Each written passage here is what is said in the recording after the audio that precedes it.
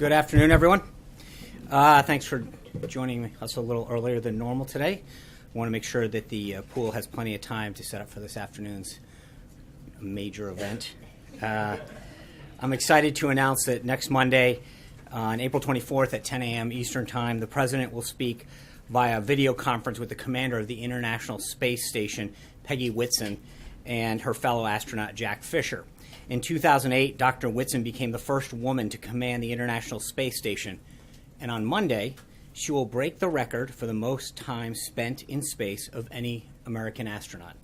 The President, joined by his daughter, Ivanka, and NASA astronaut Kate Rubin, will congratulate Dr. Whitson on this incredible accomplishment and discuss the importance of encouraging women to pursue careers in STEM fields: science, technology, engineering, and math.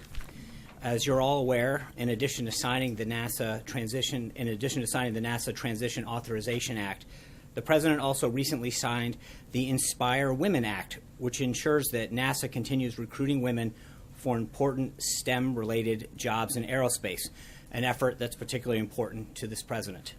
We're working closely with NASA and the Department of Education to make this conversation available to classrooms throughout the country. The Department of Education will also be providing tools for teachers to build lessons around this conversation between the President and these two outstanding Americans who are orbiting 220 miles above their heads. The call will air live on NASA TV and stream on NASA's website and Facebook page. And while we're on the topic of upcoming events, I'd like to note that the President will welcome Palestinian President Abbas for a visit to Washington on May 3rd. They will use the visit to reaffirm the commitment of both the United States and Palestinian leadership to pursuing and ultimately concluding a conflict-ending settlement between the Palestinians and Israel. We'll have further guidance on that visit as we get closer to the date. In terms of additional announcements, the President will be giving the commencement address at the Coast Guard Academy in New London, Connecticut on May 17th. And as we grow closer to that date, we will continue to provide updates. Moving along to current events, this morning the President signed an important piece of legislation for our nation's veterans. The Veterans Choice Program Extension and Improvement Act eliminates the original sunset date on the Veterans Choice Program, which gives veterans who are unable to schedule an appointment at a VA facility in a timely or convenient manner the ability to receive care from an eligible non-VA healthcare provider. Using funds that have already been appropriated for this program, this gives our nation's heroes the peace of mind they deserve while this administration works with Congress to enact comprehensive reform and modernization at the VA. The Vice President is continuing on his international tour today. On Tuesday, he spoke to 2,500 servicemen and women on the deck of the USS Ronald Reagan in Japan, thanking them for their service and discussing the President's plan to rebuild our military. He then met with and delivered remarks to Japanese business leaders and stopped by a youth baseball clinic before leaving Japan.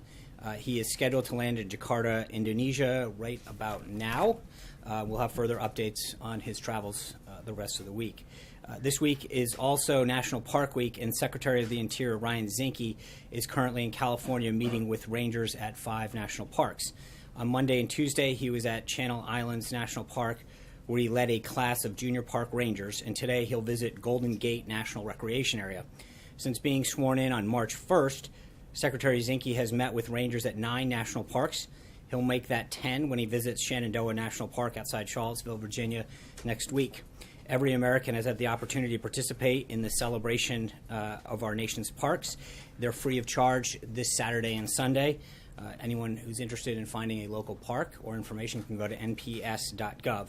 And finally, I know just moments ago the President announced that he will be holding a press conference next Thursday to discuss the progress that's being made on behalf of our nation's veterans. We'll have further updates on the guidance for next week. With that, we'd like to take a few of your questions. John.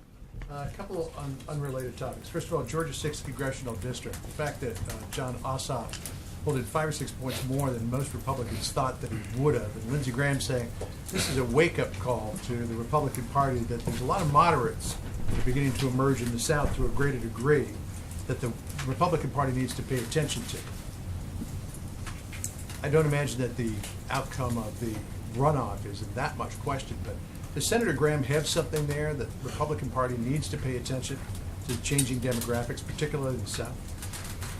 Well, I think you know that based on my former position, we talked about changing demographics throughout the country and made significant headway in doing that. And I think in large part that's why we won. I mean, we had been talking about how the Republican Party had won at so many different levels of our country, but the presidency had eluded us. This president went and got 306 electoral votes, won 30 of 50 states, over 2,600 counties. I think we did pretty well in November, and we've continued to pick up seats around the country at different levels. So I feel very confident about the state of the party. The fact that Ossoff came so close to 50%. Yeah, I would. Well, I would just. Looking at the facts, there was one candidate on the Democratic side. They spent over $8 million on one that they backed. I mean, and I think when you look at the total Republican vote, it was over that. This is a district that was very close on the presidential level last cycle, and the Democrats went all in on this. They were clear going into this election. They said that their goal was to get over 50%. They came up short. I mean, so at the end, if you look at what his percentage of what it was presidentially, it pretty much tracks. I think this was a big loss for them. The bottom line is they went all in on it. They said that their goal was to get over 50%. They came up short. Unrelated issue. Tillerson's letter to Paul Ryan on the JCPOA in Iran. Is the United States basically saying there's no evidence that Iran is cheating on the JCPOA? No, I think what the letter says is that the president is directing an interagency review of the deal to review that, and we have 90 days before the next one comes up. We'll have more, but right now we're undergoing a 90-day review, and I think the statement that the Secretary of State made to Congress very clearly stated that the president is directing the National Security Council to lead an interagency review of the plan and evaluate whether suspension sanctions related to Iran pursuant to the JCPOA are in the vital interests of the our national security. The letter clearly lays out what the president's going to do to make sure that they're living up to their agreement. Is the president concerned that Iran may be cheating on the JCPOA? Well, again, David Albright, the noted UN weapons inspector, says they're developing a new centrifuge, which he thinks could be a violation of the and I think that's why he's asking for this review. I think that if he thought everything was fine, he would have just allowed this to move forward. I think he's doing the prudent thing by asking for a review of the current deal and what's happening. Hey, Sean, on the USS Carl Vinson, what happened? Can you take us through the events from the perspective of the White House that led to the miscommunication, this administration thinking that this vessel was thousands of miles away from its actual location? I'm sorry, can you repeat the last part? Can you take us through the events that led people within this administration to believe the vessel was thousands of miles away from its actual location? Well, I mean, PACOM put out a release talking about the group ultimately ending up in the Korean Peninsula. That's what it will do.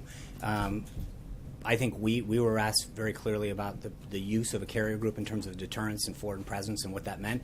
I think that's what we discussed. I would refer you back to any other issues with that to the Department of Defense. Does the president believe that he might have spoken too quickly on this location of the vessel before it was actually arriving? The president said that we have an armada going towards the peninsula. That's a fact. It happened. It is happening, rather. Yeah. John, I just want to follow up on that. Obviously when the President of the United States says there's military hardware going to a region in the middle of a crisis on the Korean Peninsula, the allies of the United States are encouraged. When that happens to not be the case, they can interpret that as a false encouragement. So how is this White House explaining to South Korea and Japan that, in fact, during the build-up and the actual DPRK missile launch, there was no USS Carl Vinson off the respectfully, Jessica, Peninsula? I would ask you to either touch base with PACOM or the Department of Defense. The statement that was put out was that the Carl Vinson group was headed to the Korean Peninsula. It is headed to the Korean Peninsula. It'll arrive there. What's that? It's headed there now. It wasn't headed there sure, last no, week. but that's not what we ever said. We said that it was heading there, and it was heading there. It is heading there. So that remains. An impression that allies had. But if there's an impression, then that's not. Then there should have been clarification from people who were seeking it. But I mean, PACOM put out a release talking about what its ultimate destination was going to be, and that's where it ended up. Caitlin. Well, why did the administration never clarify? Because it definitely, the intent in media reports was that it was headed there now. and now it's going to be there But that 2 weeks wasn't, later. with all due respect, that's not my, we were asked a question. Yourself commented on it, though. I know, no, that's not true. What I was asked was what signal did it send that it was going there? And I answered that question correctly at the time, that it signaled foreign presence, strength, and a reassurance to our allies. That's a true statement. You're asking me why you didn't know better. I don't know. That's a question that should have been followed up with either PACOM or the Department of Defense. But the only question that we were asked was what signal it sends, and I think we answered that very correctly at the Don't you time. think it was a little misleading? No one found out about it until a picture was posted on a What do you mean? page. Showing where What the part ship is was. misleading? I'm trying to figure that out. We were asked a question about what signal it sent. We answered the question on what signal it sent. I'm not the one who commented on timing. What's misleading is that people thought it was headed there now, and now it's going to be there weeks later. They thought it was already headed there, and it But wasn't. again, It was doing that's an exercise. I before it was understand going the there. question, right? But what I'm getting at is, it was announced that it was going. It will be there. We were asked simply a question on that. I think all other questions should be asked of the Department of Defense. John. John. Thanks a lot, Sean. Earlier today, China's foreign ministry spokesman said that China is increasingly frustrated with North Korea. And North Korea, you may have seen it, put out a simulated video over the past 24 hours which shows its missiles attacking, destroying an American city. What's the American White House reaction to that video and also to the comments by China's foreign ministry spokesperson? Well, on the first part, this isn't the first time that North Korea has put out propaganda tools, and I don't think we're going to comment on every time they put out a piece of propaganda. Second, I think it's encouraging to see China continue to move forward and join us in this effort to control North Korea. I've commented before, I think that the relationship that the president started building with President Xi down in Mar-a-Lago is clearly showing some positive signs. China continues to have both economic and political influence over China, and so I think it's important to see them heading in this direction. I think it's a very positive sign to see them play a larger and larger role. I think it is in everybody's interest to contain North Korea's actions. John Gizzi. How strong is that influence? I'm sorry, John. How strong is that influence, though, if the foreign ministry spokesman for China, which the president is depending on for this particular incursion, is saying that he himself, that China itself, is frustrated, increasingly frustrated with the North Koreans? Well, again, I think from an overall diplomatic sense, I think it's a positive to see China continue to take positive signs aligning with the position that we have on this. That's a positive thing. I think that time will tell, but I think seeing a unified effort to contain North Korea's threat is a positive step to protect not only our national security interests, but those in the region. Sorry, John Gizzi. Thank you, Sean. A few weeks ago, I asked you about the president's upcoming visit to Rome and whether or not he would have an audience with this Pope. And I pointed out that this is something that's a part of modern history, going back to 1959, when President Eisenhower had an audience with Pope John the 23rd. You said it was something you'd definitely be in favor of. A few days ago, the Financial Times reported that sources within the administration said this was very unlikely to happen, and that for the first time since nearly 60 years ago, the president would not have an audience with the Pope. Yeah, Why? So right now, at this time, obviously, we headed to both Brussels and Sicily. If we have updates on the schedule, and we're still plenty far away, I'm sure that we will let you know about any additional stops. But Are you in touch with the Holy See about? I appreciate the effort, but I think until we have an update, I'm not going to go there. Francesca. Sean, back on Iran and the State Department's letter to Congress, there's been some talk about stricter sanctions on Iran for the ballistic missiles test that it's been conducting and state finance of terror. Are you concerned that tougher sanctions on Iran would motivate it to violate the nuclear deal? Well, I obviously any action that we would take if we did is something that gets vetted through the interagency process, and all of those kind of considerations are taken in terms of trying to achieve the effect that we want. So sanctions have been an effective tool in many cases, and I think that, as we've mentioned a lot of times, the president doesn't telegraph what action he's going to take, but as we conduct review of options available in this situation. We'll go through the interagency process and have different entities weigh in. Sure, but in consideration of those potential Right, sanctions. obviously, but we're well aware of any potential negative impacts that an action could have. And so regardless of whether it's an economic, a political, or military action, you always weigh all those kind of options. George? Sorry, one small follow-up Yeah. on that. The president has said, though, that he would like to see the nuclear deal renegotiated with Iran. How specifically does he plan to get a new deal? Is that something that he still wants to do? Well, again, that's why we're undergoing this interagency review. Part of this is to get the entire team to look at it as part of the next 90 days review that is required under the deal. So we will have recommendations that will be presented to the president on where the deal stands and how to act further. George. Thanks, man. Looking ahead to the 100-day mark and setting aside executive orders, can you say what the single piece of legislation that you are proudest that you got through Congress that was on the president's agenda? Well, a few things on that. Number one, we're not done. We've got a little ways before we hit the 100-day mark. So I think what you've seen out of this White House is a very robust agenda of activity. There's a lot of executive orders that I think the president's been pleased with, not only what they've done or what they will do, but what they've done. I think when you look at immigration in particular, we see a very significant drop at the border. I think on jobs, there's been a lot of activity that we've been very proud to see American manufacturing and job creation.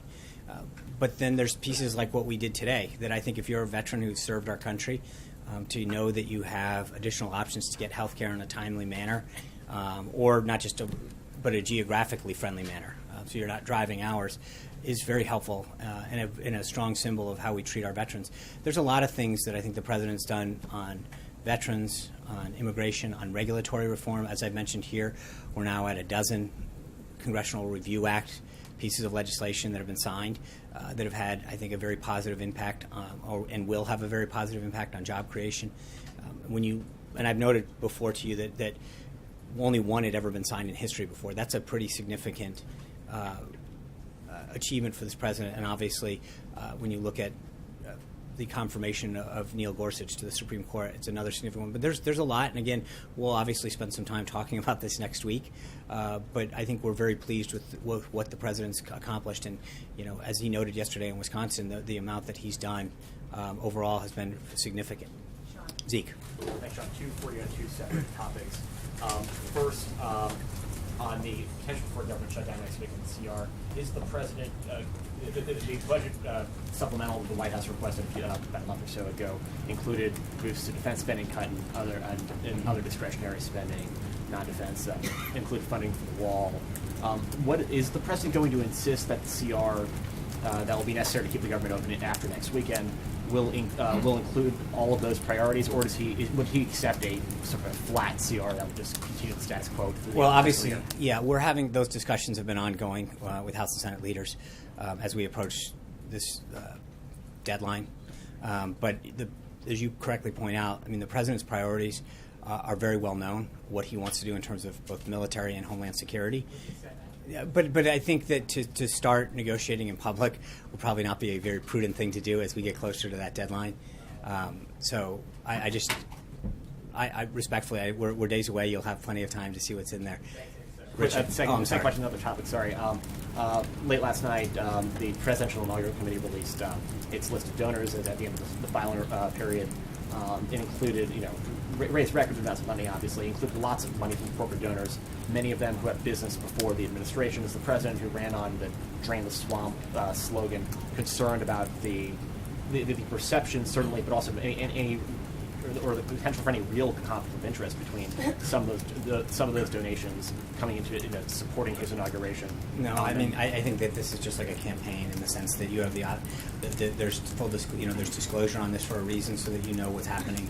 I think funding the inaugural committee has pretty much been a nonpartisan activity that is going back every administration, going back through administrations. So this is a time-honored tradition. I think a lot of Americans and companies and entities are proud to support the inaugural. and I think that you've seen that over time. The people who have been, there are a lot of people who really take pride in helping us show the world a peaceful transformation of power. Richard. Thank you, Sean. I just want to go back to Wisconsin yesterday. You want to go back, huh? It's nice. It's the president said about the issue with the local dairy producers, dairy farmers, that the White House was going to work on that very hard immediately. Actually, starting today. That's what he said. Calling Canada and asking for solution. Has the White House been in contact with anybody in Canada, in Ottawa? I'll have an update for you, hopefully at some point on that. But I'm well aware of the president's comments on that. I think it's a very important issue for people in Wisconsin, and the president looks forward to following up on that. Who's going to go fast on this point? I think all I will say is that the president is going to make sure that we follow up on that. David Jackson. Very quickly, he said that on NAFTA he wants very big changes, or we're going to get rid of it once and for all. Are we at that point, like very big changes? Well, I think we'll see what pans out in the negotiation, but I think there's an opportunity. Can I just? I think I got this, but thank you. Maybe. All right, thanks, man. I'll see you in a minute. Hold on one second. All right, that was cool. Real quick, how do you follow that? Just to John Gizzi's point, I just want to make sure I note that we will be reaching out to the Vatican to see if a meeting, an audience with the Pope can be accommodated. We'll have further details on that. Obviously, we'd be honored to have an audience with His Holiness. David, I'm sorry, I called on David first. Thanks, Sean. What's the White House's reaction to the deportation of Juan Montez? He's a dreamer from California, Right. apparently the first one to be sent back. I think there's that situation is evolving right now.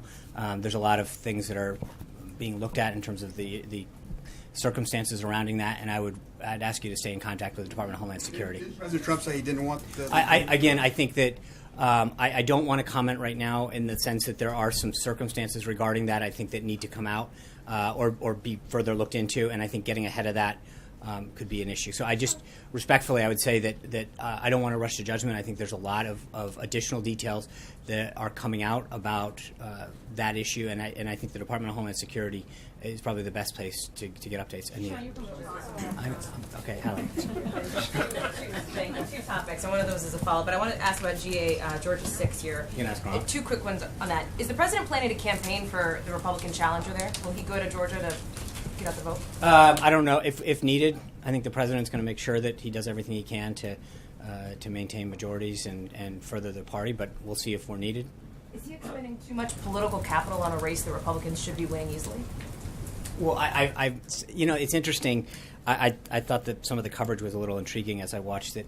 Suddenly, the Democrats went all in on this race. They spent over $8.3 million. They said on the record that their goal was to win this race. They lost, and the reaction has somewhat been, that they almost won. No, they lost. They made very clear what their goal was in this race. They spent $8.3 million and threw everything, including the kitchen sink, at it and lost. And so, 2 months left, though, right? No, not in terms of what their stated goal was. They said that their goal last night was to win the race with over 50%. They spent $8.3 million. They didn't run for a runoff. They ran to win last night, and they lost. And so anything short of describing that as a loss is sort of inconceivable to me in the sense that that's literally what they said their goal was to do. And they said, we want to win Tuesday night with over 50%. They came up short of their goal. They put all the money that they had in there, they put all their firepower, and they came up short. So it's a loss. And there's no other pick. Mara. Just for that second topic for you on deportations, and I'm not speaking specifically about this case because I understand that you're referring over to DHS, but there seems to be a little confusion, so if you can clarify, what is this president's position on undocumented immigrants living in this country who have not committed serious crimes? I think the president's priorities on immigration have been very clearly laid out. First and foremost, he wants to make sure that people who have committed a crime or pose a threat to public safety are dealt with first and foremost, and that we would continue to address immigration going forward. So That's what is the I guess my question is those who have not posed a threat. right, and or I are think not that perceived as they, posing a as I threat. said, I mean, the goal and the focus has been on people who pose a threat to national security or in some other way in violation. People who have not posed a threat. So But, I guess but that's even again, Jeff and I would, Sessions said it was confusing today. I would respectfully suggest that in this particular case, the facts are not completely out yet. So I'd rather not jump to judgment on what's happening. It's in Ohio, so I I'm not going to belabor the point. There are other instances. Mara. Thank you. I just want to get a little more clarity on Iran. Mhm. Is it the president determined to pull out of this agreement, as he promised during the campaign, or will that decision be determined by this review? I think part of the review, the interagency process, is to determine where Iran is in compliance with the deal and to make recommendations to the president on the path forward. So he might or might not decide to pull out. I think that's why you undertake So this decision has yet to be made. That's why he's doing a review. Because that was a campaign promise. Right, and I understand it. And the point that I'm making is that he asked the interagency team to conduct a review, as the secretary laid out in the letter last night. Anita. Sean, two questions on one issue.